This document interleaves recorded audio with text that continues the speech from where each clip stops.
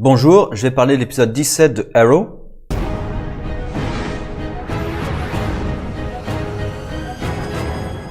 Épisode qui a pour but principal de nous présenter le passé d'Emiko et son lien avec l'organisation criminelle de Ninth Circle, qui du coup n'est pas dirigée par Dante. C'est la grosse révélation à la fin de l'épisode.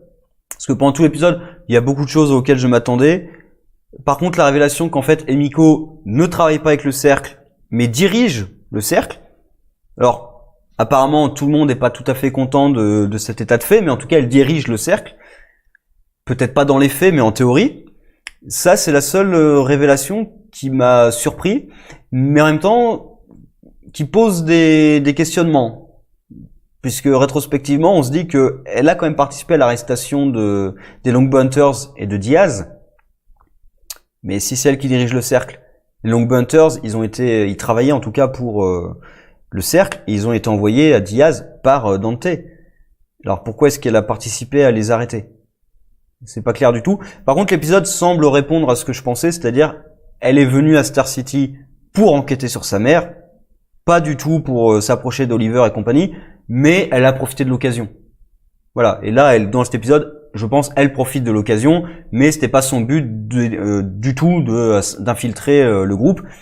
Même si c'est pas tout à fait clair à la fin, parce qu'à la fin, elle gueule sur Oliver. D'ailleurs, ça aussi, oui. Elle gueule sur Oliver pour attirer son attention, et puis après, elle envoie ses hommes contre lui, et elle s'en va. Bah non, pourquoi vous avez pas une confrontation là, tout de suite? C'est un peu con. Enfin, je sais pourquoi, hein, c'est pour la construire et pour avoir un épisode où là, vraiment, il y aura la grosse confrontation, parce que là, c'était trop tôt. C'est alors un des problèmes pour moi de l'épisode, c'est trop vite. C'est trop rapide. C'est-à-dire qu'il y a un moment de l'épisode où elle se fait passer pour la pauvre chose innocente qui se fait abuser par Dante pour rejoindre l'équipe. Et après, il y a la révélation que non, en fait, c'est elle qui dirige tout, que non seulement elle travaille avec Dante, mais en plus, c'est pas qu'elle travaille avec, c'est Dante travaille pour elle. Voilà, c'est un peu trop rapide.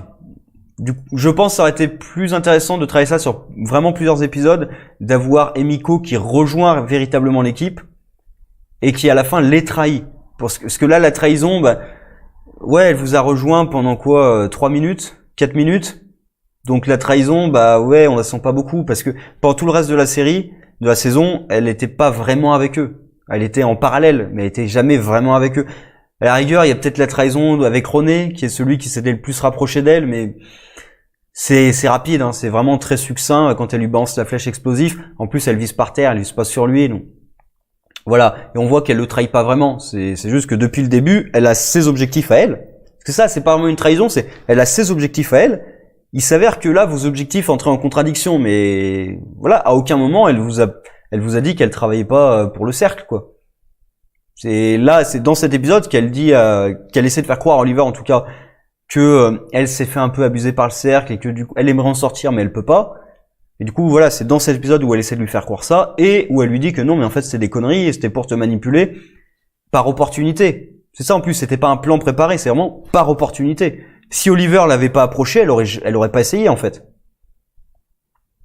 Voilà, donc, c'est ça, c'est un peu trop rapide. Après, il y a quelques conneries du genre pourquoi Emiko utilise un arc. Maintenant qu'on a toute la vérité, pourquoi Emiko utilise un arc? Dante, son mentor, n'utilise pas d'arc. Tous les autres membres du cercle, aucun d'entre eux n'utilise d'arc. On voit dans l'épisode, aucun. Pourquoi est-ce qu'elle utilise un arc? Alors, je sais pourquoi, scénaristiquement. D'un point de vue scénario, je sais pourquoi. C'est pour créer un parallèle avec Oliver. C'était aussi pour l'amener en tant que nouveau Green Arrow, mais surtout pour créer un parallèle avec son frère, et parce que dans les comics, ça utilise un arc, d'accord, mais en fait, là, ça fait pas sens qu'elle utilise un arc. Mais pas du tout. Alors, c'est un détail, hein, on accepte parce que justement, on sait pourquoi elle utilise un arc. Pour faire un parallèle avec son frère, donc voilà, c'est un peu gros, mais on va l'accepter. Après, on voit pas le de flashback. Encore une fois, c'est le timing qui fait que on a un peu tout d'un coup. Après, il n'y a pas une grosse révélation. La révélation, si, c'est la lettre noire. Alors, c'est pas clair non plus, la lettre noire. Alors, quand Dante lui a donné, en plus, en parlant de la famille et tout, j'ai compris que c'était lié au Queen's Gambit et à la mort du père d'Oliver. mais c'est pas clair. Est-ce que c'est elle qui a posé les bombes? Puisqu'elle a l'ordre commandité par Malcolm. Est-ce que c'est elle qui a posé les bombes? Ou est-ce que juste elle était au courant des bombes, elle a rien dit? Là, c'est pas clair. Donc, j'imagine qu'on aura des révélations plus tard là-dessus. Puisque si on nous le présente dans un flashback, c'est pour l'utiliser. Donc forcément, à un moment ou à un autre, Oliver va être au courant et ça va créer quelque chose. Puisque là, un truc qui m'a un peu énervé sur Oliver, mais qui m'a fait plaisir avec Deagle, c'est qu'Oliver cherche des excuses en permanence à sa sœur. À chaque fois, c'est « oui, mais ce qu'a fait mon père, c'était pas bien ». Alors certes, là on voit que véritablement c'est pas bien, vu qu'il les a littéralement abandonnés sans rien. Alors que vu sa fortune, il aurait pu leur en donner. Son excuse, c'est l'excuse qu'il donne à Emiko d'ailleurs quand elle lui donne son projet, c'est « j'aimerais bien, mais si on apprend le lien qui est entre nous, ça va faire un scandale. Du coup, pour éviter le scandale, il préfère les éloigner et même ne rien leur donner. » Ce qui est quand même assez dégueulasse de sa part. Donc on peut comprendre qu'elle en veuille beaucoup à ce père, parce qu'en plus on voit qu'elle essaie, jusqu'au bout, elle essaie quand même de l'impressionner. Et elle l'impressionne, mais c'est juste que pour lui, il y a qu'Oliver. Ça aussi, c'est assez dégueulasse de sa part de dire l'entreprise, elle est pour Oliver, alors qu'elle vient de proposer un projet et tout. Enfin, quand même, tu peux pas comprendre que c'est ta fille, elle veut de la reconnaissance et que tu pourrais essayer de le tourner différemment ton truc quand même. Enfin bref, là Oliver cherche des excuses en permanence. Au départ avec Laurel qui lui annonce que voilà, elle a un témoignage qui indique quand même que Emiko a semble-t-il tué Diaz. Il refuse, mais il n'est pas dans la confrontation débile non plus. C'est-à-dire que quand même ça lui trotte dans la tête et il va vérifier par lui-même. Et du coup il découvre la vérité en effet. Et par contre, oui, comme je disais, Deagle, quand Deagle essaie de lui mettre un peu de plomb dans la tête et de lui dire « moi aussi, mon frère a essayé de me faire culpabiliser », mais non, au bout d'un moment, t'es adulte, t'assumes tes décisions. C'est ça, c'est au bout d'un moment, tu peux pas laisser ton passé dicter ta vie. C'est pas parce que t'as subi un passé horrible. Il y avait une phrase dans une pièce, j'ai perdu la pièce, mais j'avais bien aimé, c'était « c'est pas parce qu'on a une enfance difficile qu'on peut pourrir la vie des autres ». Et c'est un peu ça. C'est pas parce que t'as eu une enfance difficile qui n'est pas la faute d'Oliver. C'est limite, ça serait la faute d'Oliver, mais il y est pour rien. C'est la faute de son père, c'est pas la faute d'Oliver. Il y est pour rien, lui. Il était même pas au courant. Si Oliver avait été au courant, ça serait une autre histoire, mais voilà, il est pas du tout au courant. Elle a eu une enfance difficile, d'accord, alors peut-être pas aussi difficile que ça d'ailleurs, parce que quand même elle a plutôt bien réussi. Alors elle s'est alliée avec une organisation criminelle, mais ça aussi c'est un choix. Et à la fin, bah oui, t'assumes. Enfin là, clairement, elle dirige l'organisation. C'est ça aussi, j'attends de voir la réaction d'Oliver quand il va apprendre qu'elle fait pas partie de l'organisation. Elle dirige l'organisation. Et du coup, c'est pas du tout la même chose. C'est pas qu'elle a des liens avec eux, c'est elle les dirige. Donc là, vraiment, au bout d'un moment, elle a fait ses choix. Et quand il va apprendre qu'elle a un lien plus ou moins direct avec la mort de son père, on sait pas précisément à quel point, là aussi, je pense qu'il va changer d'avis. Mais du coup, la discussion avec Deagle était plutôt sympa, parce qu'en effet, Oliver qui cherche des excuses en permanence. Surtout, c'est toujours la même excuse, hein, c'est mon père l'a pas bien traité, donc c'est à moi de réparer ça. Bah non, c'est pas forcément à toi de réparer les erreurs de ton père. Hein. C'est un peu ça depuis le début de la série, de toute façon il faut réparer les erreurs de mon père. Bah non, au bout d'un moment, c'est pas forcément à toi. Il y a Felicity avec son Archer. Je pense que ça va pas être utilisé correctement. Ça, c'est vraiment le gros truc, c'est je pense ils vont pas l'utiliser à fond, puisque si tu as vraiment un système de satellite qui permet de détecter les gens par leur ADN partout sur la planète, bah en fait c'est fini. C'est-à-dire que là, Dante et Miko, ils peuvent les retrouver en une seconde. Parce qu'ils ont l'ADN de Dante, on l'a vu dans l'épisode, ils l'ont l'ADN. Et Felicity l'a numérisé. Pour l'envoyer au satellite, elle l'a numérisé. Donc il y a des traces numériques, même s'ils ont détruit les traces biologiques de l'ADN, ils ont des traces numériques, ils peuvent retrouver Dante. Maintenant, normalement avec Archer, qui est fonctionnel, ils doivent pouvoir retrouver Dante en une fraction de seconde. N'importe où sur la planète. En plus, alors ça aussi, oui, le truc un peu gros, c'est toujours à Star City. Hein. Ça se passe toujours à Star City. Hein. Quand il y a des trucs à voler, c'est toujours à Star City. Et aussi, réflexion que je m'étais faite, Dante était là avant même qu'Oliver arrive sur l'île et revienne en tant que vigilante. Et on voit que Dante se fait payer par Bertinelli. Donc c'est-à-dire qu'il est lié à la criminalité locale. Pourquoi est-ce qu'on l'a jamais vu avant? Parce que si le cercle est lié à la criminalité locale de Star City, et Miko est lié à la criminalité locale de Star City, bah qu'est-ce qu'il faisait pendant 6 ou 7 ans là? Voire même plus, parce qu'il y a même tout le temps où Oliver était sur l'île. Qu'est-ce qu'il faisait? Et ça aussi, rétrospectivement, tu dis, il y a quand même un tout petit souci. Bon, c'est pas trop grave, mais on peut imaginer qu'ils étaient à un niveau au-dessus, en fait.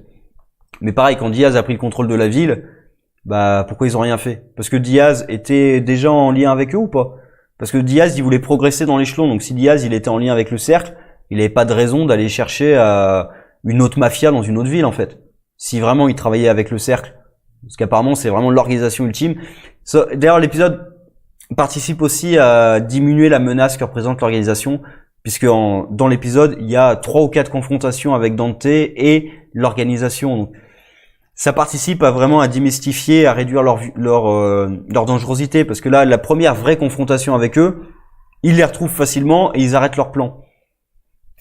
Pas entièrement, mais quand même, suffisamment. Donc ça réduit un petit peu la menace qu'ils représentent. Et oui, je disais, Felicity, normalement, devrait pouvoir retrouver Dante. Elle peut retrouver Miko, vu qu'elle a l'ADN d'Oliver. Normalement, elle a l'ADN des Miko, mais même si elle l'a pas, elle a celui d'Oliver. C'est sa demi-sœur, donc ils ont des liens génétiques. Elle peut la retrouver. Mais je pense qu'ils vont pas l'utiliser. Et je trouve ça dommage. Mais après, c'est le truc, c'est que leur technologie est trop forte, en fait. Cette technologie-là est vraiment trop forte. Dans la réalité, si tu as cette technologie, bah oui, en fait, plus personne peut t'échapper, hein. Du coup, elle est trop forte. Et d'ailleurs, dans l'épisode, les scénaristes ont compris que c'était trop fort, puisqu'ils ont dû trouver une justification sur pourquoi la machine fonctionne pas. Sauf que maintenant qu'elle fonctionne, moi, je m'attends à ce que l'épisode suivant, bah, ils aient la localisation de Dante et des Miko dès le début de l'épisode. Et je pense qu'ils l'auront pas. Ou alors qu'ils vont la perdre, d'une façon ou d'une autre. Karcher va être déstabilisé d'une façon ou d'une autre. Je m'attends à ce genre d'artifice scénaristique. C'est dommage. Sinon, le truc j'allais dire m'enthousiasme. Peut-être pas exagéré, mais le truc sur lequel j'ai le plus d'intérêt pour la suite, c'est l'arc de Laurel. Avec notamment une confrontation avec Dinah, là, que j'ai plutôt bien aimé parce que j'ai eu peur que ça parte dans vraiment du conflit dur. Mais Dinah qui délivre clairement ce qu'elle ressent, de façon juste, on comprend ce qu'elle veut dire, on comprend pourquoi elle le dit, même Laurel a l'air de comprendre, et même elle le dit, c'est injuste, c'est-à-dire que je ne ferai jamais vraiment confiance. C'est injuste, je sais, peu importe ce que tu feras, j'aurai toujours ça en tête, c'est injuste, mais c'est comme ça, j'y peux rien. C'est-à-dire que, voilà, Dinah le dit clairement, je sais que c'est injuste, j'aimerais que ça soit pas comme ça, mais j'y peux rien, c'est ce que je ressens, je te le dis, maintenant on est au clair. Voilà, une discussion où... certes, ça finit pas bien, mais au moins c'est clair, les positions sont claires et c'est pas du conflit. Ça me fait plutôt plaisir. Laurel, elle est pas en conflit. Ça commence un peu brutal, mais comme ils discutent de façon calme et honnête, finalement, la discussion porte ses fruits, je trouve. Et l'arc de Laurel est celui qui m'intéresse quand même le plus. Alors il est toujours un petit peu en parallèle et en arrière-plan. C'est un peu dommage, mais c'est l'arc qui m'intéresse le plus. J'espère qu'ils vont pas juste la faire redevenir criminelle, méchante. Puisqu'en plus, là, dans cet épisode, il y a quand même un truc qui était un peu grossier, c'est son énervement face aux détenus. Puisque on a vu quand même qu'elle avait pris la décision de ne pas tuer Diaz. Donc même Diaz, elle est arrivée à la conclusion qu'il faut pas le tuer parce qu'elle veut préserver la vie qu'elle s'est construite. Par contre, le petit criminel de base, elle perd son sang-froid. Franchement, si elle perd son sang-froid aussi facilement, on se demande comment elle a réussi à obtenir, même sous la menace, comment est-ce qu'elle a réussi à obtenir les confessions des autres. C'est le truc que j'ai trouvé un petit peu grossier quand même. Voilà, sa perte de sang-froid alors que c'est la procureure. Bon, après, le truc d'essayer de dire que la procureure ne respecte pas bien les règles et tout, vu comment la légalité dans la série est mal gérée, c'est un peu bizarre en fait de faire un truc sur la procureure, elle respecte pas bien les procédures. Mais personne dans votre univers respecte les procédures. Mais c'est comme l'épisode avec les flics d'ailleurs sur il faut respecter les procédures de la police. Comme personne dans votre univers respecte les procédures, que c'est pas clair et que la légalité c'est vraiment comme vous voulez, dès que vous faites des trucs sur la légalité, sur les procédures et tout, bah ça marche pas en fait. Parce que c'est au bon vouloir des scénaristes en fait. Il y a des épisodes où là il faut respecter les règles, et il y a d'autres épisodes où bah non en fait on peut faire ce qu'on veut, c'est pas grave, on peut les tordre un petit peu les règles. Donc voilà, ça marche jamais vraiment bien. C'est un peu dommage quand t'as un personnage qui est un procureur, et c'est peut-être une des raisons qui fait qu'elle est au second plan, qu'elle est jamais vraiment dans les personnages principaux, parce que bah oui c'est dur d'utiliser un procureur quand bah, la loi c'est n'importe quoi en fait. Tout bêtement. Mais bon, c'est le personnage qui m'intéresse le plus à suivre. Alors, Dante, comme c'est un sous-fifre d'Emiko, il a perdu un petit peu l'aura qu'ils auraient pu lui construire, c'est dommage.